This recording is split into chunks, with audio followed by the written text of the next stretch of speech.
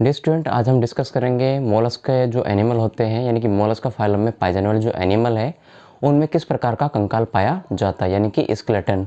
अब तक हमने यहाँ पर पिछली वीडियो में जो पोरीफेरा फाइलम था और सिलेंट्रेटा फाइलम था उनमें पाए जाने वाले एनिमल्स के कंकालों को डिस्कस किया था, जबकि आज हम हमारे यहाँ पे जो तीसरा फाइलम होगा मोलस्क का उसमें पाए जाने वाले एनिमल्स का हम यहाँ पर कंकालों का अध्ययन करेंगे यानी कि उनकी स्टडी करेंगे।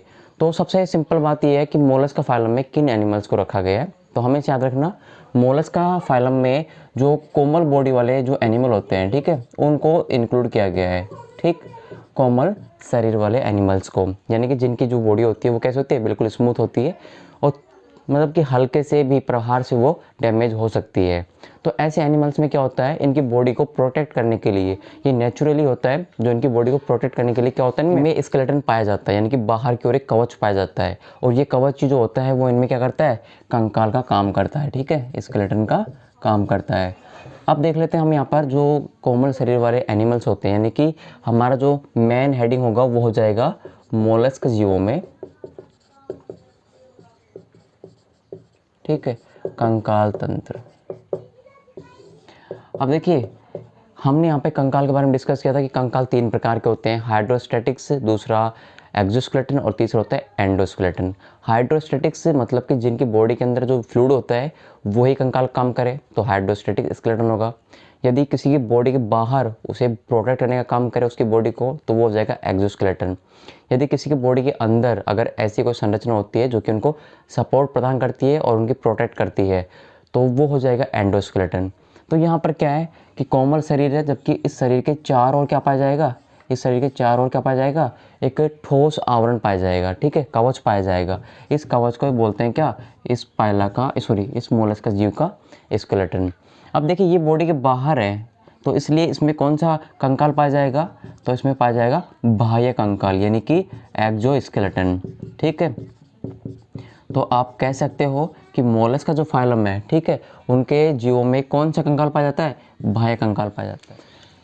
अभी यहाँ पर हमारे पास में दो चीज़ें क्लियर हो चुकी हैं। फर्स्ट चीज़ तो ये कि जो मोलस्क का जीव हैं उनमें, जो मोलस्क का फाइलम है उनमें किस प्रकार के एनिमल्स को रखा गया है, तो बोल सकते हैं जिनकी बॉडी स्मूथ होती है उनको।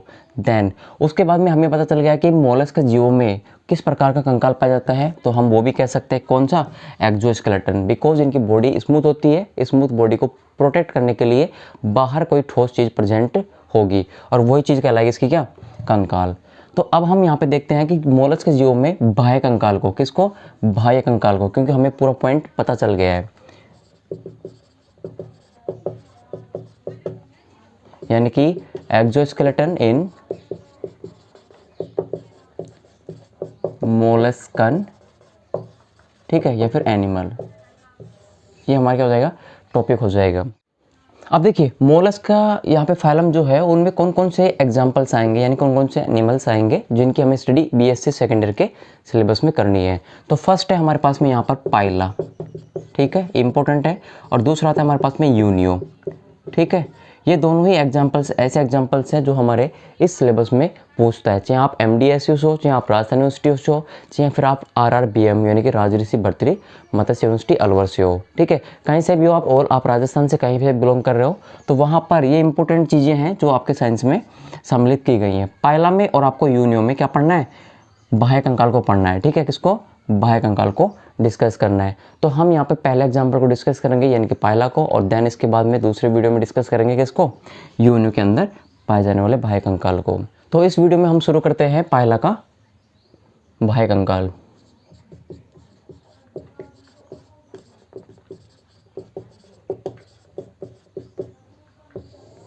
यानी कि एक्सोस्केलेटन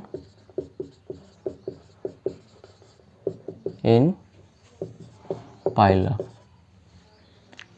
ठीक है, अब हमें कुछ इंपॉर्टेंट चीज़ें हैं जो पाइला के बारे में याद करनी है और वो पेपर में पूछ लेता है बार बार छोटे क्वेश्चनों में। पहले चीज़ कि पाइला जो होता है वो फाइलम मोलस्का का सदस्य होता है। ठीक है, जबकि इनकी जो क्लास होती है, ठीक है, जो इसकी क्लास होती है वो होती है गैस्ट्रोपोडा। ये इंपॉर्टेंट है, यानी कि पाइला जो है वो फाइलम मोलस्का व क्लास गैस्ट्रोपोडा का सदस्य है और इनमें इनके चारों ओर एक कैल्शियम से बना हुआ क्या होता है, कवच पाया जाता है, जिसे इसका स्केलेटन कहते हैं। कैल्शियम से बने हुए को हम कैलकेरिया भी बोल सकते हैं, ठीक है, कैलकेरिया युक्त क्या कवच, जो इनकी बॉडी को प्रोटेक्ट करने का काम करता है। इसके बाद हम डिस्कस करेंगे कवच की स्ट्रक्चर यानी कि कैसे होती है। तो नेक्स्ट टॉपिक हो जाएगा हमारा क्या, स्ट्रक्चर ऑफ पाइला, ठीक है, पाइला के कवच की संरचना।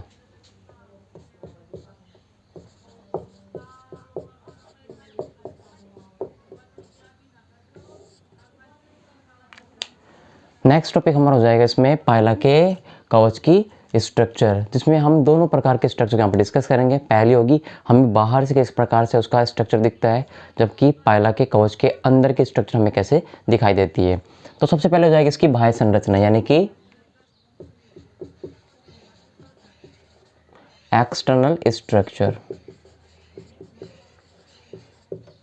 देखिए पाइला का जो कवच होता है वो कौन टाइप का होता है, यानी कि शंकुरूपी होता है और सर्पिलाकार टाइप का होता है, जबकि इनके कपाट जो होते हैं वो एक ही होते हैं, ठीक है। तो सबसे पहले क्या हो जाएगा इसका शेप जो कैसा होगा, कौन शेप होगा, ठीक है, सर्पिलाकार होगा यानी कि स्पाइरल होगा, और कैसा होगा, सिंगल वॉल वाला होगा, ठीक है, सिंगल कपाट वाला होगा, इस प्रकार से। नेक्स्ट अगर हम इसकी बात करें तो इसमें टोटल 6.5 वृंत होते हैं, 6.5 चक्र पाए जाते हैं, ठीक है।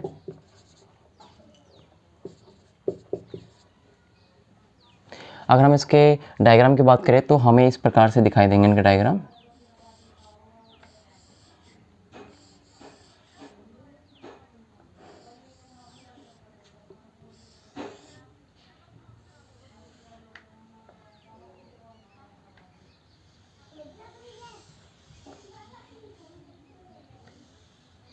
इस प्रकार से, और इसके बीचों बीच क्या होगी, एक रेखा पाई जाएगी, ठीक है,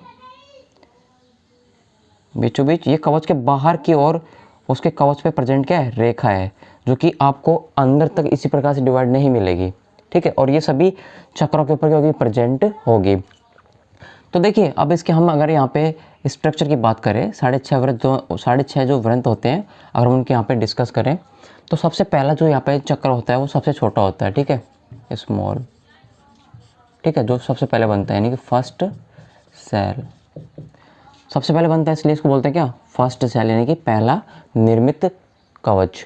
इसके बाद में जो सबसे पहले कवच बनता है इसे हम प्रोटोकोंच के नाम से जानते हैं, ठीक है, प्रोटोकोंच, याद रखना प्रोटोकोंच किसे कहते हैं। तो आंसर हो जाएगा पाइला में सबसे पहले निर्मित सबसे छोटा चक्र जो होता है वो कहलाता है क्या, प्रोटोकोंच, ठीक है। उसके बाद में क्या होता है, उसके बाद में जो चक्र होते हैं वो परिणामतः यानी कि कंटिन्यूअस आकार में बड़े होते हुए चले जाते हैं, और टोटल यहाँ पर जो इनके चक्र होते हैं वो कितने होते हैं, 6.5 चक्कर होते हैं। अगर हम यहाँ पे काउंट करें 1 2 3 4 5 और ये 6, जिसमें यहाँ पे क्या हो जाएगा, एक तरीके से हमें 2 प्रकार से डिवाइड दिखाई देगा। तो टोटल कितने वर्थ हो जाएंगे, यहाँ पे 6.5 चक्र हो जाएंगे। अब देखिए सबसे पहला चक्र जो होगा वो कहलाएगा कौन सा, प्रोटोकोंच के नाम से, क्योंकि ये सबसे पहले बना हुआ निर्मित हुआ क्या है, कवच का चक्र है, इसलिए इसको बोलते हैं फर्स्ट सेल।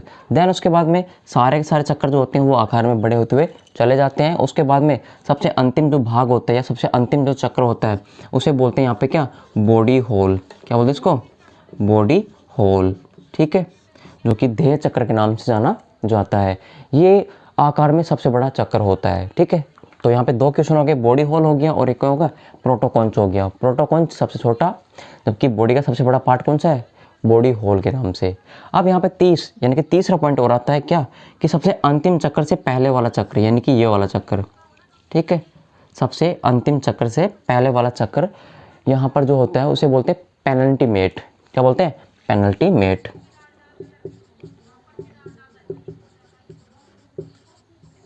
पेनल्टीमेट यानी कि बॉडी होल से पहले वाला चक्र क्या कहलाएगा, पेनल्टीमेट। उसके बाद में बॉडी होल जो होती है उसके बॉडी के ऊपर यानी कि इसके चारों ओर आपको उभरी हुई कुछ रेखाएं दिखाई देंगी, ठीक है, जिसमें से एक मध्य में बीचों बीच गहरी काले रंग की उभरी हुई क्या होती है, रेखा होती है, जो कि इनसे क्या होती है, ज़्यादा उभरी हुई होती है। इस उभरी हुई रेखा को बोलते हैं अपन यहाँ पे क्या, हम बोलते हैं वेरिक्स। क्या बोलते हैं इसको, वेरिक्स। ठीक है, ये एक स्पॉट के रूप में प्रेजेंट होते हैं बॉडी होल वाले पार्ट पर। ठीक है, अब यहाँ पर एक इम्पोर्टेंट चीज़ और है क्या, कि सभी के सभी चक्र जो होते हैं वो एक लाइन से डिवाइड रहते हैं, यानी कि बटे होते हैं। जैसे कि ये वाला चक्र है वो इस लाइन से डिवाइड रहेगा, ठीक है, इसके दूसरा वाला चक्र है वो इस लाइन से डिवाइड रहेगा, अगला वाला चक्र है वो इस लाइन से, उससे अगला वाला चक्र है वो इस लाइन से। इस प्रकार से ये जो लाइन होती है बीच की, ठीक है, इस लाइन को बोलते हैं C1 रेखा। क्या बोलते हैं इसको, C1 रेखा। ठीक है, यानी कि इंग्लिश में बोले तो सचर, C1 रेखा। तो यहाँ पर इम्पोर्टेंट क्वेश्चन ये भी बनता है, क्या C1 रेखा किसे कहते हैं, तो बता सकते हो आप। पायला के जो कवच होता है उसके कवच में जितने भी चक्र होते हैं उन चक्रों को अलग करने वाली रेखा को बोलते हैं क्या, C1 रेखा। जबकि वेरिक्स अलग रेखा होती है, ये केवल बॉडी होल वाले पार्ट पे पाई जाती है, वो भी उसके ऊपर, बीचों बीच नहीं होती, यानी कि इस पार्ट को डिवाइड करने वाली नहीं होती है। जैसे इस पेन के ऊपर हमें कोई भी एक मार्कर करना हो, धब्बा लगाना हो, तो वो धब्बा सिर्फ इसके बाहर होगा, ना कि वो अंदर तक चला जाएगा। इस प्रकार से ये भी क्या होती है, बाहर बाहर प्रेजेंट होती है। तो यहाँ पर 4-5 क्वेश्चन है जो निकल के आ रहे हैं। नंबर 1 पहला क्वेश्चन जो है वो आता है प्रोटोकॉन्च के नाम से, ये प्रोटोकॉन्च किसे कहते हैं। ठीक है, क्वेश्चन नंबर 2 है वो आता है क्या, C1 रेखा किसे कहते हैं, यानी कि सचर। ठीक है, नंबर 3 क्वेश्चन जो आता है वो आता है वेरिक्स के नाम से, वेरिक्स रेखा यानी कि वेरिक्स। और क्वेश्चन नंबर 4 जो होता है वो आता है हमारे यहाँ पे क्या, सबसे बड़ा पार्ट जो होता है, यानी कि बॉडी होल के नाम से, बॉडी होल। अब जरा इनकी और स्ट्रक्चर की बात करते हैं कि इनमें और क्या क्या चीज़ें पाई जाती है। देखिए, ये जो पूरी बॉडी होल होती है वो उभार के रूप में बाहर निकली होती है। ठीक है, इस प्रकार से ये वाला जो क्या है, उभार है। ठीक है, इस उभार को बोलते हैं अपन क्या, यहाँ पे ओपरकुलम स्ट्रक्चर। क्या बोलते हैं इसको, ओपरकुलम स्ट्रक्चर, यानी कि कवच की क्या है, ये कवच का मुख है, ये इसको बोलते हैं क्या, ओपरकुलम। ठीक है, कवच का मुख है। जबकि पायला का जो मुख होता है, ठीक है, वो परिमुख वाले पार्ट से निकलता है, यानी कि ओपरकुलम के साइड में ही क्या होती है, एक संरचना और पाई जाती है जिसको बोलते हैं क्या, परिमुख, यानी कि पेरिस्टोम। क्या बोलते हैं इसको, पेरिस्टोम, हिंदी में बोलते हैं इसको परिमुख। ठीक है, जो कवच के मुख के क्या होती है, साइड में होती है। ये क्या है, पेरिस्टोम। तो भाई पेरिस्टोम ऐसी स्ट्रक्चर है जिसमें से क्या होता है, पायला की जो बॉडी होती है ना, उसके पैर और उसका माउथ जो होता है वो निकल करके बाहर आता है। ठीक है, माउथ यानी कि मुख। तो पेरिस्टोम एक ऐसे स्ट्रक्चर है जिसमें से पायला की बॉडी बाहर निकलती है। यदि पायला को चलना होगा तो इसी स्ट्रक्चर में से क्या निकालेगा, अपनी बॉडी को बाहर निकालेगा, अपने पैरों को बाहर निकालेगा। पोषण करना होगा तो इसी स्ट्रक्चर में से अपने मुख को बाहर निकालेगा। ठीक है, जबकि ये जो मुख होता है, यानी कि ये जो मुख होता है वो कवच का मुख होता है। ठीक है, पायला के खुद का कवच नहीं, सॉरी, पायला के खुद का माउथ नहीं होता है, बल्कि कवच का मुख होता है जो इस प्रकार से खुला रहता है बाहर से। पूरा ये क्या होता है, बंद होता है। अब इस खुले हुए स्ट्रक्चर के कारण इसमें से कुछ भी चीज़ अंदर जा सकती है। सो इसलिए इनके ऊपर क्या होती है, एक प्लेट पाई जाती है। क्या होती है, इसके ऊपर एक प्लेट पाई जाती है। प्लेट जो होती है, उस प्लेट के 2 सतह होती हैं, एक ऊपर की सतह और एक होती है नीचे की सतह। जो उसके अंदर की सतह होगी उसको बोलते हैं अपन क्या, बोस। क्या बोलते हैं उसको, बोस बोलते हैं। जैसे कि माना ये अपना हाथ है, इसका यहाँ का आगे का सिरा है, ये पीछे का सिरा है। ठीक है, ये बाहर हमने वातावरण के संपर्क में रहता है, ये हमारे अंदर बॉडी के संपर्क में रहेगा। तो ये वाली जो स्ट्रक्चर होगी अंदर वाली, ये कहलाएगी बोस। किसी भी प्लेट को आप उठा करके देख सकते हो। ठीक है, तो टोटल इस प्रकार से क्या होता है, टोटल इस प्रकार से जो पायला का कवच है उसके यहाँ पे क्या होती है, संरचना प्रदर्शित की जाती है। ये है आउटर स्ट्रक्चर। क्या है ये, आउटर स्ट्रक्चर किसकी, सेल ऑफ पायला, पायला के कवच की आउटर स्ट्रक्चर। देखिए, यहाँ पर एक इंपॉर्टेंट चीज़ और है जो यहाँ पे प्रोटोकॉन्च है, यानी कि फर्स्ट सेल जो है वो सबसे आगे वाला हिस्सा होता है, इसलिए इसको यहाँ पे क्या बोलते हैं, एपेक्स पार्ट बोलते हैं। ठीक है, एपेक्स। तो यहाँ पे आपको याद करना है क्या, जो प्रोटोकॉन्च होता है उसी को अपन क्या बोलते हैं, एपेक्स बोलते हैं। सबसे ऊपरी सिरे को क्या बोलते हैं, एपेक्स बोलते हैं। तो इस टाइप से क्या बनता है, क्वेश्चन बनता है। इसमें बहुत सारे क्वेश्चन बनते हैं छोटे, जो कि आपको याद रखने हैं। प्रोटोकॉन्च, C1, वेरिक्स, बॉडी होल और ओपरकुलम, पेरिस्टोम, ठीक है, और बोस, कहाँ कहाँ ये प्रेजेंट होते हैं। टोटल चक्र कितने होते हैं यहाँ पे, 6.5 चक्र होते हैं। कितने होते हैं, 6.5 चक्र होते हैं। इसके बाद हम डिस्कस करेंगे इनकी इंटरनल स्ट्रक्चर के बारे में, यानी कि हम इस कवच के डिसेक्शन करेंगे और इस कवच को अंदर से देखने का ट्राई करेंगे कि इसमें कैसी संरचना पाई जाती है।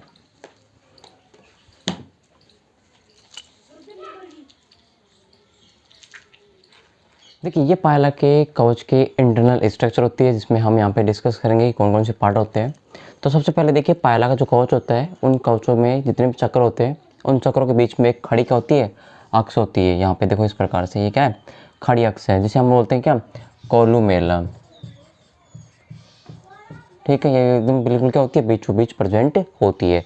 जैसे कि मैं आपको यहाँ पे समझाऊँ इस प्रकार से, ये कोई एक चक्कर है, इस चक्कर को यहाँ पे डिवाइड करने वाली ये जो बीचों बीच मध्य में जो अक्ष है, ठीक है, ये कहलाते हैं कि यहाँ पे कोलुमेला। इसी प्रकार से दूसरा चक्कर होगा तो उसमें भी ऐसे प्रेजेंट होगी।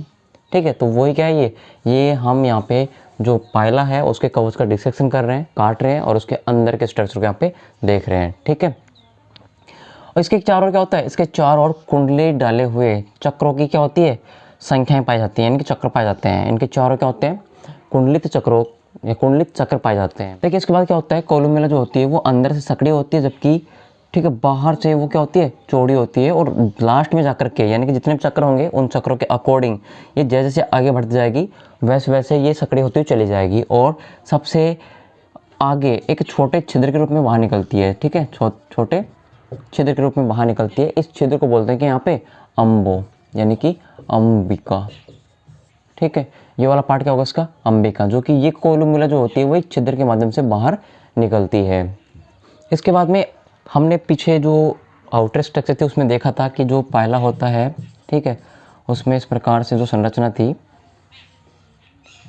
ठीक है, उसके बीच में ये जो वेरिक्स पाया जा रहा था, उसके बाद में यहाँ पे बहुत सारी क्या थी, असंख्य रेखाएं थी। ठीक है, इन्हें बोलते हैं अपन क्या, लाइन्स ऑफ ग्रोथ। क्या बोलते हैं इनको, lines of growth, lines of growth. ये भी काफ़ी बार पेपर में पूछा जाता है कि लाइन्स ऑफ ग्रोथ किसे कहते हैं। तो ये जो लाइन्स ऑफ ग्रोथ हैं वो आपको ये बाहर दिख रही हैं। वैसे अगर हम इंटरनल स्ट्रक्चर में देखें तो वो कहाँ दिखेंगी, ये देख रहे हो आप सभी कवचों के यानी सभी चक्रों के बाहर की ओर देख रहे हो आप, ये लाइनें कहलाते हैं क्या, लाइन्स ऑफ ग्रोथ। ठीक है, जो कि प्रत्येक चक्र के बाहर क्या होंगी, प्रेजेंट होंगी। ठीक है, अगर हम इन लाइंस ऑफ ग्रोथ में एक चीज़ देखें कि जो सबसे गहरे रंग की जो पट्टी होती है, सबसे गहरे रंग की लाइंस ऑफ ग्रोथ होती है, उसे क्या बोलते हैं, तो हमने बताया था पिछले, वेरिक्स कहते हैं। क्या बोलते हैं इसको, वेरिक्स कहते हैं। तो यहाँ पे क्या हो गया, इनके चारों ओर क्या पाई जाती है, लाइंस ऑफ ग्रोथ पाई जाती है। ठीक है, तो इस प्रकार से इंटरनल स्ट्रक्चर में हमें सिर्फ ये तीन चीज़ें दिखाई देती हैं। सबसे पहले इसमें कोलुमेला प्रेजेंट होती है, जो कि इनके कवचों के बीचों बीच है, कवचों के चक्र जो होते हैं उनके बीचों बीच प्रेजेंट होती है। दूसरी जो ये बाहर खुलती है एक सक्रिय छिद्र के रूप में, उस संरचना को बोलते हैं अंबिका। ठीक है, और इनके चारों ओर, कवच के चारों ओर उभार के रूप में संरचनाएं पाई जाती हैं, लाइन्स पाई जाती हैं, जिन्हें बोलते हैं क्या, लाइन्स ऑफ ग्रोथ। इनमें जो स्पष्ट लाइन होती है, जो हमें स्पष्ट दिखाई देती है, स्पष्ट, जिसे हम बोलते हैं वेरिक्स। क्या बोलते हैं इसको, वेरिक्स बोलते हैं। तो इंटरनल स्ट्रक्चर में ये दिखाई देते हैं। इसके बाद में हम यहाँ पे डिस्कस करते हैं इसके तीसरी स्ट्रक्चर के बारे में, यानी कि अब तक हमने दो स्ट्रक्चर देख लिए। पहली स्ट्रक्चर थी कौन सी, एक्सटर्नल स्ट्रक्चर, यानी कि बाहर से कैसे दिखाई देता है कवच। दूसरी हमने डिस्कस की इंटरनल स्ट्रक्चर, यानी कि हम एक कवच को काटेंगे तो हमें वो कवच किस प्रकार से दिखाई देगा।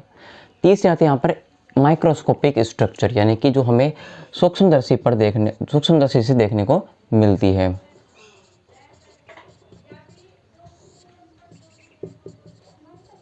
यदि हम इनके कवच की स्ट्रक्चर को माइक्रोस्कोप की हेल्प से देखें तो उसमें क्या क्या चीज़ें दिखाई देंगी। तो सिंपल सी बात है भाई, माइक्रोस्कोप से देखने पर जो कवच होता है ना, उसमें यहाँ पर 3 लेयर्स दिखाई देती हैं। ठीक है, कितनी लेयर दिखाई देती हैं, 3 लेयर दिखाई देती हैं। पहली लेयर को बोलते हैं अपन यहाँ पे क्या, तो इसमें कौन सी, पेरियोस्ट्रेकम। इसको बोलते हैं हिंदी में क्या, परिकवच।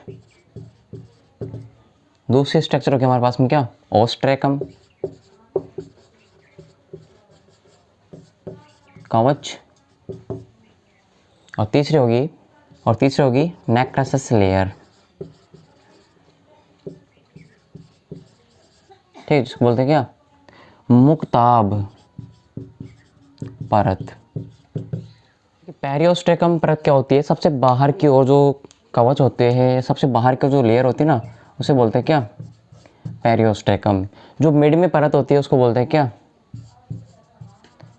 ओस्ट्रेकम, और जो सबसे अंतिम यानी कि सबसे अंदर की ओर धसी रहती है उस परत को बोलते हैं क्या, नेक्रेसस लेयर। ठीक है, कहाँ प्रेजेंट होगी, भीतर प्रेजेंट होगी। इसके बाद में जो हमारी पेरियोस्ट्रेकम जो लेयर होती है, ठीक है, उसमें पिगमेंट पाए जाते हैं। क्या पाए जाते हैं, पिगमेंट। यानी कि अगर हमको, यदि हम आपको डायग्राम में समझाएं तो इस प्रकार से, ये सबसे बाहर की लेयर है कवच की, ठीक है, जिसको हम बोलते हैं कि यहाँ पे पेरिओस्ट्रेकम। ठीक है, इसके अंदर दूसरी लेयर होगी जिसको हम बोलेंगे क्या, ओस्ट्रेकम। और इसके अंदर फिर एक और लेयर प्रेजेंट होगी जिसे हम बोलेंगे क्या, यहाँ पर नेक्रेसस लेयर। नेक्रेस लेयर। ठीक है, ये 3 लेयर होती है। सबसे पहले बात करते हैं इसकी। तो इस पे क्या होता है, इस पे जो कवच होता है ना, कवच, ठीक है, कवच का जो रंग दिखाई देता है वो इसी पे दिखाई देता है, सबसे बाहर होती है। ठीक है, जो कवच होता है इसका वो काले, भूरे और पीले रंग का होता है। ठीक है, और ये सब क्यों होता है, क्योंकि इनके लेयर पे पिगमेंट प्रेजेंट होते हैं। क्या प्रेजेंट होते हैं, पिगमेंट। तो बताइए, तो कह सकते हैं कि फर्स्ट जो इनकी बाहर की और जो लेयर होती है, ठीक है, उसी पे क्या होते हैं, पिगमेंट प्रेजेंट होते हैं। तो यहाँ पे क्या हो गया, इन पे क्या होता है, पिगमेंट प्रेजेंट होते हैं। किसकी बनी होती है, तो बोल सकते हैं कैल्शियम की बनी होती है। किसकी बनी होती है, कैल्शियम की बनी होती है। नेक्स्ट, ओस्ट्रेकम, ये मध्य की होती है, मिड। ठीक है, कैसे होती है, मिड होती है। और कॉन्चोलिन की बनी होती है। किसकी होती है, कॉन्चोलिन, यानी कि कैल्शियम जिसमें नहीं होता है उसकी।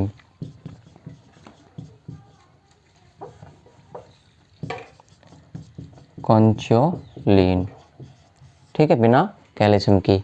उसके बाद में तीसरी जो लेयर होती है वो सबसे क्या होती है, अंदर की ओर होती है, यानी कि एंड सिरे पे होती है। ठीक है, और ये कैल्शियम की बनी होती है, लेकिन उसमें क्या होते हैं, क्रिस्टल टाइप में। कैसे, क्रिस्टल टाइप में, यानी कि कैल्शियम की तो बनी होगी ये, कैल्शियम की तो बनी होगी, लेकिन किस रूप में, क्रिस्टल रूप में। ठीक है, किस रूप में, क्रिस्टल रूप में प्रेजेंट होगी। तो इसी प्रकार हमारे पास में माइक्रोस्कोपिक स्ट्रक्चर में 3 चीज़ें दिखाई देती हैं, पेरियोस्ट्रेकम, ओस्ट्रेकम और नेक्रेसस लेयर। इस प्रकार हमारे यहाँ पे जो थर्ड एग्जाम्पल है पाइला, उसका यहाँ पे एक्सोस्केलेटन कंप्लीट होता है और इनके सेल की एक्सटर्नल, इंटरनल और माइक्रोस्कोपिक स्ट्रक्चर भी समाप्त होती है। नेक्स्ट वीडियो में हम डिस्कस करेंगे जो यूनियो है उसके कवच के बारे में, यानी कि उसके एक्सोस्केलेटन के बारे में।